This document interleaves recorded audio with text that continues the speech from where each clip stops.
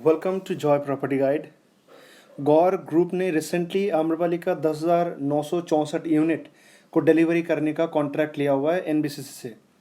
तो डिटेल्स में जानेंगे ये क्या डील हुआ था अभी, कैसे ये फ्लैट कंप्लीट करेंगे, कितना टाइम लगेगा। अगर आपने ऑलरेडी आम्रपाली के किसी स्टॉक प्रोजेक्ट में इन्वेस्ट किया हुआ है तो आपको क्या पैसा आम्रपाली आपको क्या गौर को देना है या एनबीसीसी के साथ रहेगा। फ्यूचर में जो भी डील्स आगे होंगे उसका कॉन्ट्रैक्ट किस हिसाब से रहेगा। प्लस ये आम्रपाली जो इतना बड़ा घोटाले किए थे, ये जो आज के दिन में इंसॉल्वेंसी हुआ, उसका बैकग्राउंड क्या है और आज के दिन में स्टेज क्या है। अगर आपने फ्लैट लिया हुआ है तो अगले आपका स्टेप क्या होना चाहिए आपका फ्लैट मिलने तक। तो डिटेल्स में बात करेंगे। बेसिकली है क्या, एनबीसीसी ने टेक ओवर किया टोटल आम्रपाली का पेंडिंग प्रोजेक्ट के लिए, जो सुप्रीम कोर्ट के राय के हिसाब से चल रहा है अभी।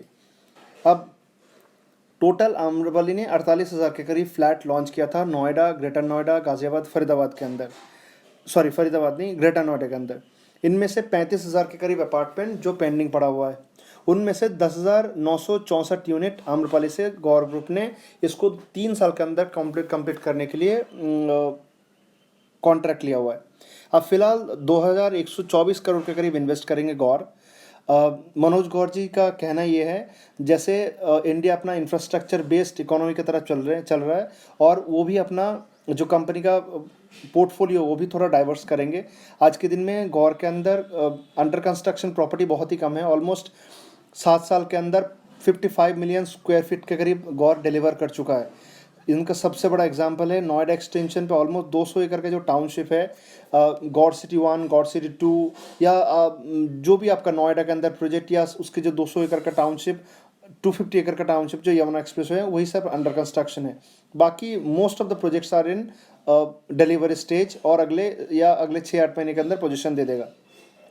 इनमें 3 प्रोजेक्ट उस कंप्लीशन करने के लिए लिया हुआ है। एक आम्रपाली का सेंचुरियन पार्क जो नोएडा एक्सटेंशन में है, Verona Heights again Noida extension, and heartbeat city sector 107 of Noida.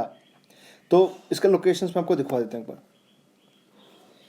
ये आम्रपाली का लेज़र वैली के अंदर जो फ्लैट है वो लेज़र आपका वेरोना हाइट्स है। ये है लोकेशंस। आप अगर मान लीजिए इस तरफ आपका गौर चौक के करीब आएगा, गौर चौक इस तरफ से आएगा थोड़ा सा आगे जाके, और इस तरफ से राइट हैंड साइड पे सीधा सीधा चलते जाएंगे, आपके आम्रपाली के बहुत अच्छे बाहर से बहुत अच्छा लगता है। ये विला कम्युनिटी है, ये आम्रपाली का लेज़र वैली विला के नाम पे बना हुआ है। और उसी के पीछे जो एफएसआई है, उसने एफएसआई यूज़ करके आम्रपाली का वेरोना हाइट्स लॉन्च किया था। बाद में कुछ सरकारी योजना लेके आम्रपाली आदर्श आवास योजना के नाम पे भी ऑलमोस्ट 4,000 के करीब अपार्टमेंट सेल किया था, बट पूरे का पूरा प्रोजेक्ट स्टक हो गया था। तो एक आपका ये वेरोना हाइट्स पूरा कंप्लीट करेंगे। सेकंड जो है दैट इज़ नोएडा के अंदर प्रोजेक्ट है सेक्टर 107 में, जो आम्रपाली हार्टबीट सिटी है। या आम्रपाली हार्टबीट सिटी ये आपका मान लीजिए नोएडा ग्रेटर नोएडा एक्सप्रेसवे, अगर आप दिल्ली से आ रहे हैं तो आपको लेफ्ट लेना है। लेफ्ट लेने के बाद सीधा सीधा आप चलते रहेंगे। चलने के बाद एकदम जो नोएडा का one of the most prominent sector माना जाता है, क्योंकि ये ऐसा सेक्टर है जो एक्सप्रेसवे से भी नज़दीक है प्लस सेंटर ऑफ नोएडा से भी नज़दीक है। एकदम कॉर्नर वाले प्लॉट में ये बना हुआ है आम्रपाली हार्टबीट सिटी। बहुत सारे अपार्टमेंट 30-70 पेमेंट प्लान में भी बिका हुआ था। बहुत सारे लोगों ने, उनके लिए तो चलिए एक अच्छी न्यूज़ है, क्योंकि 30% गया हुआ उस टाइम पे, 70% अब देना है जब पोजीशन आ जाएगा। बट बाकी जिन लोगों का फ्लैट में कंस्ट्रक्शन लिंक पेमेंट प्लान में लिया हुआ था, उनके लिए तो बड़ा पेन है, क्योंकि ऑलरेडी इंटरेस्ट जा रहा है और फ्लैट अभी तक मिला नहीं। तो इसके अलावा तीसरा प्रोजेक्ट जो है वो नोएडा एक्सटेंशन में ही आपका सेंचुरियन पार्क है। Centurion park low rise development है। आप अगर गौर चौक से राइट सीधा सीधा चलते जाएंगे दूसरा गोल चक्कर की तरफ, अब गोल चक्कर से आपको इस तरफ जब जाएंगे तो राइट हैंड साइड पे कट दिखेगा। अब इस तरफ से सीधा सीधा आते जाएंगे, रायन इंटरनेशनल स्कूल के ऑपोजिट वाले जो लैंड है, इस पे आपको जो लो राइज डेवलपमेंट दिखता है दैट इज सेंचुरियन पार्क। ये अब ये वाला प्रोजेक्ट आने के लिए आप गौर चौक से एकदम मेन चौक से राइट लेंगे, तब भी आप आके लेफ्ट लेके इस प्रोजेक्ट के अंदर पहुंच सकते हैं। तो ये है सेंचुरियन पार्क का लोकेशन। अब ये बैकग्राउंड जाने से पहले थोड़ा सा बता दूं, बेसिकली गौर क्या करेंगे, ये जो 2,150 करोड़ के करीब अपना इन्वेस्ट करने वाले अपनी तरफ से लगाएंगे, ये मंथली बेसिस पे एनबीसीसी को अपना बिल रेज करेंगे, उसके बेसिस पे उनको पैसा मिलेगा। प्लस उनको ऑब्वियसली जिस हिसाब से डेवलपमेंट किया गया, जो उन्होंने अपना प्रोजेक्ट्स तैयार कर रहे हैं, उसका रिपोर्ट उनको देना है और अगले 3 साल के अंदर अंदर पोजीशन ऑफर करेंगे। अब जो आम्रपाली के प्रोजेक्ट में स्टक है, जिनका पैसा अभी भी बिल्डर को देना था, मान लीजिए किसी का 10%, किसी का 20%, तो जिनके पोजीशन 2021 जून के अंदर आने वाले हैं, उनको 25% ईच की तरफ से आपको पेमेंट देना है 4 इंस्टॉलमेंट में। मेरे हिसाब से जिनका एडवांस स्टेज ऑफ कंस्ट्रक्शन है, उनके पास ऑलरेडी डिमांड लेटर पहुंच चुका होगा। 25-25 मान लीजिए आपको 10 लाख रुपए देना है, तो 2.5 लाख रुपए का 4 इंस्टॉलमेंट पर आपको देना है। बट जिनका पोजीशन अगले 2 साल, 2.5 साल, 3 साल में है, उनको 10% के करीब ईच के करीब आपका पेमेंट जाएगा। तो 10 इंस्टॉलमेंट 10% ईच, जो बचा हुआ पैसा है, आपको एक्स्ट्रा पैसा नहीं जाएगा। बट इसमें एक है क्या, जो आज के दिन में जो बहुत सारे अफोर्डेबल सेगमेंट है, अगर जीएसटी के दायरे में देखें तो 1% जीएसटी जनरली देना पड़ता था, पर आज के दिन में उनके 3.75% जीएसटी लगेगा, क्योंकि जब प्रोजेक्ट बन रहा था तो उस टाइम पे सर्विस टैक्स था, और आज के दिन में जीएसटी में आएंगे तो 2-3 स्लैब आ जाता है। तो ये सारे झंझट को देखते हुए आज के दिन में ऑलमोस्ट 3.75% के करीब ही आपको जीएसटी लगा के चलना, मतलब ऐड करके आपको देना है। अब थोड़ा सा आम्रपाली का बैकग्राउंड के बारे में बता देता हूँ, कैसे ये इतना बड़ा घोटाला हुआ, जो पूरे नोएडा का one of the most prominent developer में से जाना जाता था। अब अगर देखेंगे नोएडा एक्सटेंशन में या प्रॉपर नोएडा के अंदर मेजर लैंड बैंक इन्हीं लोगों के पास था।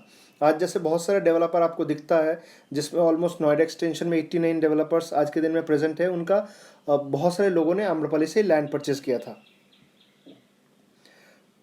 अब हुआ क्या, 2017 में बैंक ऑफ बड़ौदा ने एनसीएलटी के अंदर अप्रोच किया, क्योंकि ऑलमोस्ट 550 करोड़ का जो लोन दिया था, उस 550 करोड़ लोन में यह डिफ़ॉल्ट कर रहा था।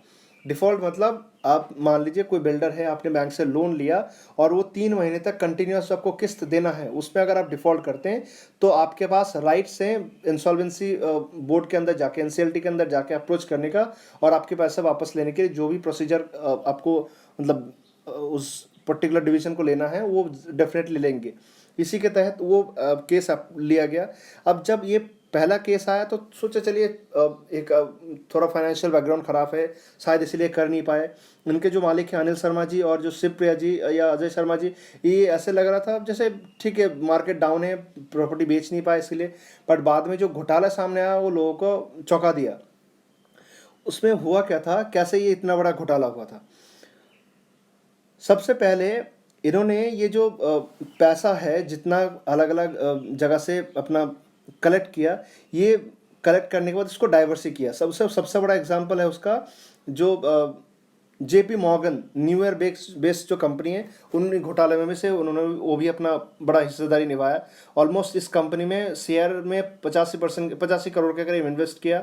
बट ऑलमोस्ट 1.5 साल बाद वही पैसा बाईबैक क्या कहते हैं, आम्रपाली ने बाईबैक कर लिया ऑलमोस्ट 140 करोड़ में 1.5 से 2 साल के अंदर। और वो भी ऑफिस के पियोन, बड़े सारे घोटाले इसके अंदर इन्वॉल्व थे। ऑलमोस्ट मान लीजिए दुगना प्राइस में उन्होंने बाईबैक कर लिया था।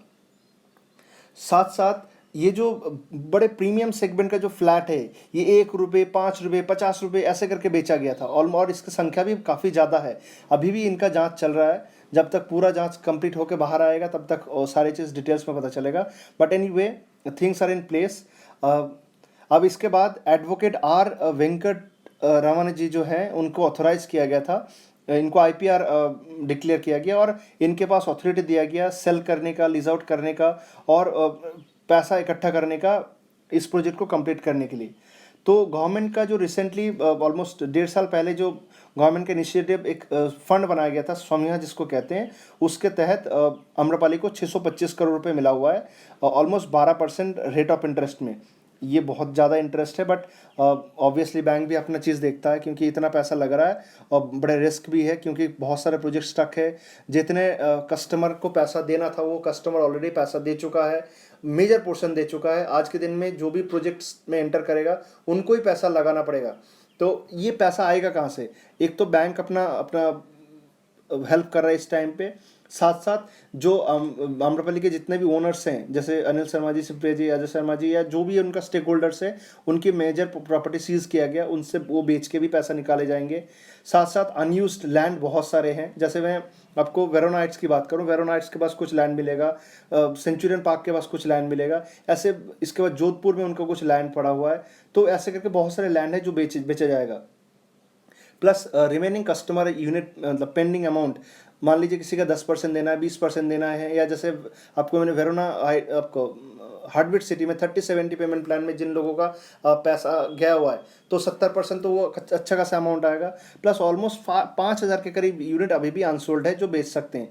तो इस टोटल प्रॉपर्टी बेच के 3200 करोड़ रुपए करीब एनबीसीसी को मिलने वाले हैं। और एनबीसीसी ऐसे ही गॉड जैसे डेवलपर के साथ टाइप करके धीरे धीरे ये अलग अलग कॉन्ट्रैक्ट देते जाएंगे, और कॉन्ट्रैक्ट के थ्रू से अगले 3 साल के अंदर ये फ्लैट डिलीवर करते जाएगा। साथ साथ बीच में बहुत सारे दिक्कत भी आया था, क्योंकि जो सोसाइटी ऑलरेडी डिलीवर हो चुका था, जैसे मान लीजिए सिलिकॉन सिटी, इस जगह में हुआ क्या था, जैसे पश्चिमांचल विद्युत निगम जो PVVNL जिसको कहते हैं, उन्होंने अपना इलेक्ट्रिसिटी कट कर दिया था बीच में, क्योंकि ये जोडियक के अंदर हुआ था। और आपका उत्तर प्रदेश पावर कॉरपोरेशंस या UPCCL का जो आपका पावर कनेक्शन था, इनका बकाया था 5 करोड़। और जो पश्चिमांचल विद्युत निगम की बात कर रहा हूँ, PVVNL, जिनका पैसा ऑलमोस्ट 2 करोड़ 70 लाख के करीब पेंडिंग था, तो इलेक्ट्रिसिटी कट कर दिया था। अब देखिए अल्टीमेटली कस्टमर अल्टीमेटली सफ़र कर रहा था इस टाइम पे, बट सुप्रीम कोर्ट के इंटरव्यून के बाद ये सारे चीज़ आज के दिन में सॉर्ट आउट हो चुका है। तो अगले यकीन किया जा सकता है कुछ टाइम के बाद ये बहुत सारी चीज़ सामने आएगा। और स्टेट रन जो आपका MSTC है, जो मेटल कॉरपोरेशंस है, इनको ऑथोराइज किया गया इन प्रोजेक्ट को बेचने के लिए। जैसे बहुत सारे चीज़ स्क्रैप के तौर पे पड़े रहते हैं, या बहुत सारे जो अनसोल्ड यूनिट है उनको भी वो बेच सकते हैं, ये MSTC के थ्रू से भी रन करेगा। मेरे हिसाब से ये सारी चीज़ अगर आपका प्रॉपर इम्प्लीमेंट किया जाए, तो अगले 3 साल के अंदर 35,000 फ्लैट, जो बहुत सारे लोगों का सपना था, आज के दिन में इंटरेस्ट भी जा रहा है बैंक पे, और साथ साथ घर का रेंट भी देना पड़ रहा है, तो उन लोगों के लिए एक बहुत वरदान कह सकते हैं। मेरे हिसाब से आपको बहुत कुछ जानने का मौका मिला होगा। और मैंने इसमें एक PDF बनाया, अगर आप चाहते तो दिए हुए नंबर पे शेयर अपना व्हाट्सअप करिए, मैं आपको शेयर कर दूंगा। और ये मेरा प्रॉपर्टी का चैनल है, इसमें मैं नोएडा, गुड़गांव, गाजियाबाद, फरीदाबाद एंड कोलकाता के बहुत सारे प्रॉपर्टी डालता रहता हूँ। अगर आपको कुछ अपडेट्स वगैरह लेना है तो आप you can subscribe on this channel. और अगर कोई भी इन्फॉर्मेशन की ज़रूरत पड़े, या कोई भी brochure, price list, comparative analysis चाहिए, या कोई भी कमर्शियल्स प्रॉपर्टी में पैसा लगाना चाहते हैं या बेचना चाहते हैं, आप इन दिए हुए नंबर पर कॉल भी कर सकते हैं। We will be happy to help you. Thank you.